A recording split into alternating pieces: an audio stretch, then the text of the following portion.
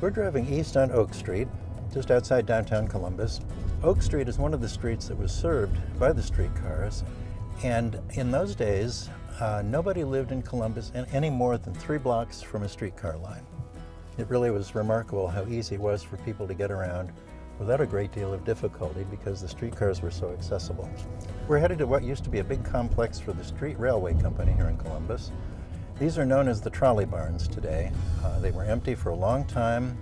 They were in private ownership by an owner who really didn't know what to do with them. Finally were acquired by a local developer, and their rebirth has begun. And I think we're going to have a very good visit to see what's going on here today.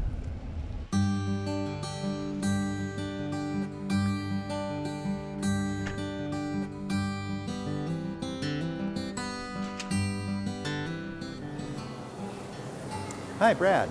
How are Hi, you? Jeff. Good to see you. Yeah, good to see you. Wow, what a place. What a change. Yeah, I know. This is a lot different from what it used to be, and I notice it even has its tracks back again. Yeah, we put these back in about last year. The tracks did kind of run in 2 parallel lines, and it was under asphalt. There historically was not a basement under this. We dug out a 15-foot basement, and then at the end we wanted to add some of these details, like in the entry, having this switch that kind of runs through and it outlines the pathways of the market. Now, I remember seeing this complex getting worse over the years. It must have been a challenge to take it on.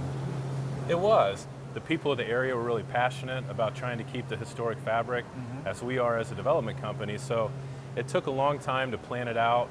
This has been it's been a labor of love for a few years. So what you've accomplished is the main building here, known as the East Market, which I think is great because, of course, the city used to have public markets. North Market is still there, West Market is gone, Central Market is gone, but East Market is back again. And I think that's just great that there's this public market for the neighborhood and for all of the city. Absolutely. So we looked at it as this area was a food desert. We wanted to do something, in this area to where the community could come in, have a selection, people, locally owned businesses could come and actually apply their trade and have an area that's more of a gathering place. So I can see the old building. Clearly it's still here, the brick walls, the wood structure. How did you approach making this into a marketplace? So we had excavated the entire basement. It's about 15 feet below us, and we had support poles on the outer walls holding it up. Wow. And there was a huge storm that came through and actually pushed in the wall over here on the north end. And we had to do a demolition then of that wall. But what it allowed us to do also was, when we had it pulled out, we got to come through and we created a steel infrastructure for the building that allowed us to make an event space upstairs.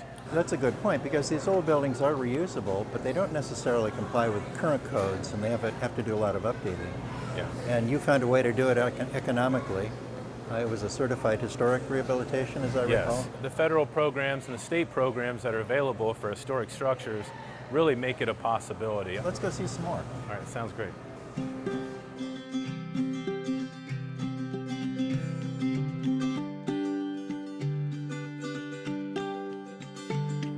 So what space are we in now? So this is Rail House. So Rail House is our eatery / tavern. Okay. And what we did is, in the market space, we went with white, clean, semi-sterile colors to kind of invoke daytime. But as you come into Rail House, this is convertible for at night. So tell me about the wall here. So the blocks that are on the wall are actually blocks that were in the floor of the blacksmith shop. So the blacksmith shop is part of what is going to be Columbus Brewing Company's flagship restaurant. These blocks were repurposed to be used for artwork here, and we're pretty proud of them. I think we brought out 4,000 of them. Wow. Would have been easy just to bulldoze them up and throw them away, but I'm glad you saved them. They looked like bricks on the floor, and when we pulled them up, we found out they were wood, and we started to see some of the knots. One reason they do them is because they absorb oil, the floor doesn't get slippery, Yep. But it does change what they look like too. Absolutely. So what we did is we clear-coated everything here and sealed all of that in. But yeah, And tell me about the artwork. I mean, it's a great picture. We were referred to an artist named Duarte, and we had historic photos of all the trolley cars. And he was so good that he literally just took the photos that we had. I mean, he came back with one draft, and we were just like, wow. It was so much better than we could have even imagined. The top right building up there is actually It's the West Car Barn, which is Right. what we're in, also Right. known as the paint shop. Yep. The different time frames of trolley cars, all of these were significant to Columbus, Right. and all the way down to buses.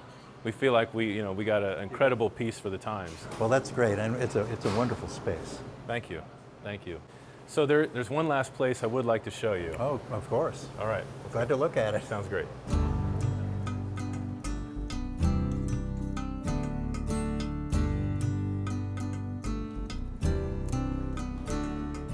Well, Brad, another great space.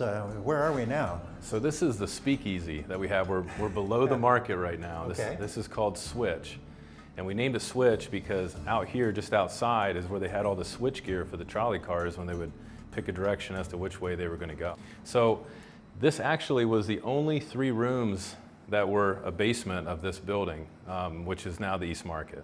We dug a basement under another 14,000 square feet on the other side of the wall behind us, but they have these barrel brick walls, and we had to remove all the brick for these arches as we put a precast flooring system above it to support the weight, and then we rebuilt all of these as they historically were. One of the big things that we were really excited about is all of the pavers that we're standing on right now were pulled out of the parking area outside. The old brick Yeah, pavers. all the pavers. We Those are cleaned a great. total of 11,000 pavers. Wow. And we used some of them outside. Your attention to detail is incredible. And this looks like a very private, small space. How do you use the space in here? It's called the speakeasy for a reason. It is speakeasy. So we wanted to make sure it was open to everybody. But like a true speakeasy is, we specialize in whiskey and bourbon, and in order to get in, that door outside is locked at all times. So on Thursday, right now on Thursday through Sunday, if you purchase a drink upstairs at Rail House, on the bottom of your invoice is a password. You come down, you knock on the door, and the bartender will open and let you in. So without a password, Al Capone could not get in.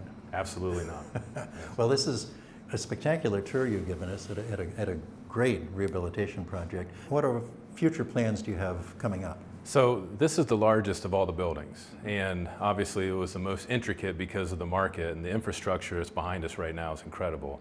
But this is actually one of 5 buildings. Okay. So the second building that we're doing is what used to be called the mechanic shop, and that's where they would take the trolley cars in, do their work, turn them around, and send them out. That is actually going to be Columbus Brewing Company. So you see all of the remaining buildings getting developed over time. So we have tenants for almost all. And then if you go to the other side of the property, the large building, 25,000 square feet on the far east end, is the East Car Barn. And the East Car Barn right now has the wall down, and they're rebuilding that structure because partway through the development, when we opened up the roof, in between the withes of the brick, all of the mortar had eroded. So we had does to go, happen. Yes, yes. And we had to go back and we had to take it all down, clean the brick, and relay it. You have to do certain things to make sure the place is stable and lasts for a long time. But then you've overlaid another level of detail that really gives a wonderful character to the place. So I have to thank you for such a great tour and for doing such a good job here, and for being willing to come to talk to us about what's going on at the East Market here at the Old Trolley Barns. Oh, my pleasure, and we appreciate everything that you do for Columbus. Thank you.